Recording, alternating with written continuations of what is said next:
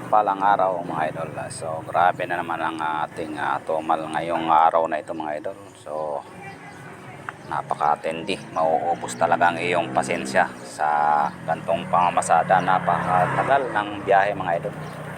So grabe. So pangalawang araw na naman namin na ganitong pasada mga idol. So puro kami nakatingka mga idol. Hindi kami makabiyahe na maganda. So sobrang tagal. Kahit sang pilahan mga idol, grabe, napakatindi talaga ng tumal namin. Ayan, no? Yung ating mga kasama, wala sa nagsiselfone na lang, tambay talaga na mahaba ito. Tapos madadaanan ka pa ng chloroom at mabuburautan ka pa mga idol. So grabe, sakit sa ulo talaga mangyayari pagka ganun mga idol.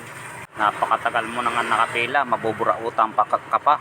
So talagang mauubos talaga ang pasensya mo pagka ganito mga idol.